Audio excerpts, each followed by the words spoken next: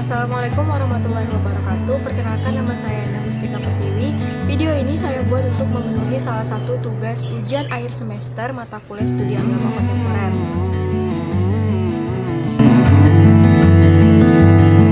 Secara sederhana, feminisme adalah gerakan yang memprakarsai hak-hak perempuan.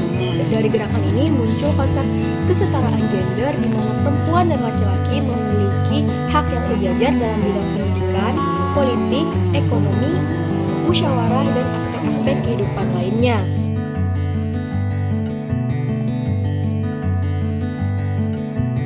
Pada faktanya, manusia terdiri dari laki-laki dan perempuan yang hidup secara bersama-sama, baik dalam sebuah keluarga, masyarakat, maupun dalam instansi pemerintahan.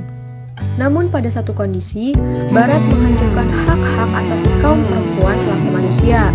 Karena itulah, perempuan-perempuan Barat menuntut hak-hak tersebut dan menjadikan tuntutan pembahasan kesetaraan sebagai jalan untuk mendapatkan hak-hak mereka.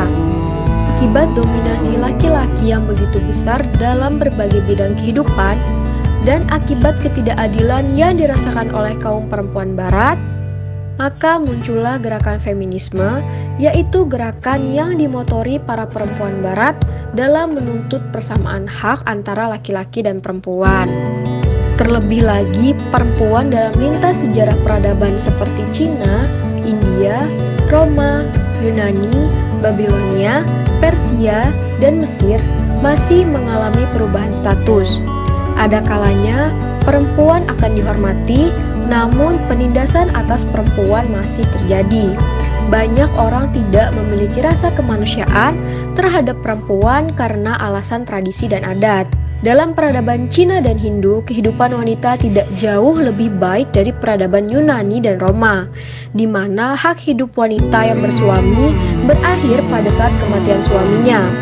Bahkan, bangsa Yahudi yang terkenal sebagai sumber peradaban dunia modern memperlakukan perempuan tidak jauh berbeda dari kehidupan pada peradaban sebelumnya.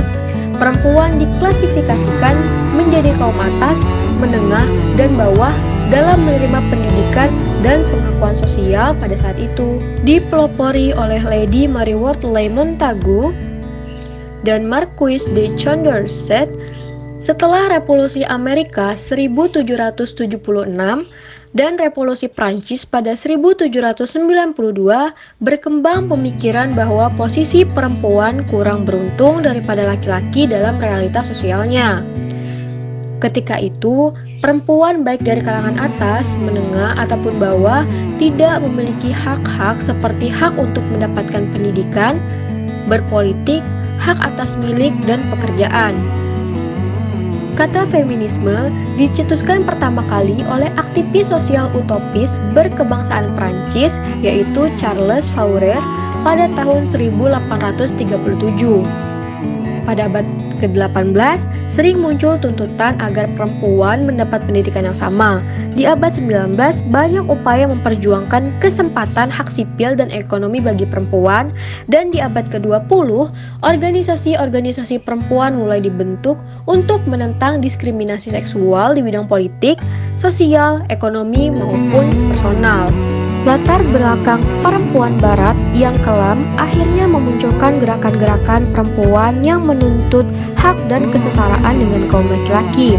Gerakan perempuan memunculkan sejumlah tokoh perempuan, sebut saja Susan B. Anthony dan Elizabeth Cady Stanton, yang memiliki surat kabar sendiri, yaitu The Revolution.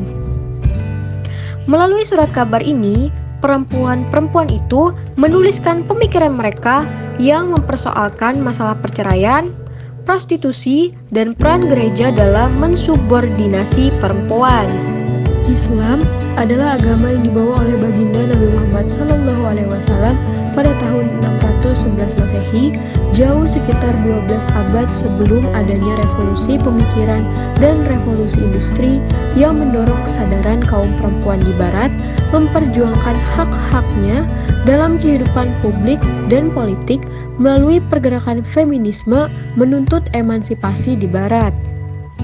Sejak 14 abad yang lalu dibawa oleh Nabi Shallallahu Alaihi Wasallam, Islam telah memberikan kesempatan kepada kaum perempuan tidak hanya dalam wilayah domestik, juga dalam wilayah baik ekonomi, pendidikan, sosial, politik, dan lain sebagainya.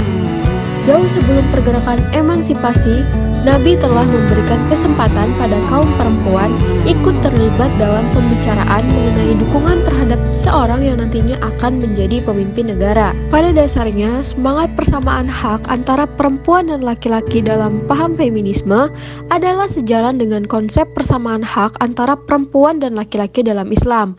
Namun, pada perkembangannya, feminisme mengarah pada pembebasan secara tidak beraturan bagi kehidupan kaum perempuan, seperti memperbolehkan lesbian dan pergaulan bebas. Mengutip dari kampanye Siti Musdah Mulia yang menghalalkan praktik lesbian di Indonesia, beliau berpendapat bahwa untuk menghalalkan lesbian cukup menggunakan retorika tanpa harus menggunakan metodologi ilmiah. Maka secara tegas dia menyatakan Allah hanya melihat takwa, bukan orientasi seksual manusia.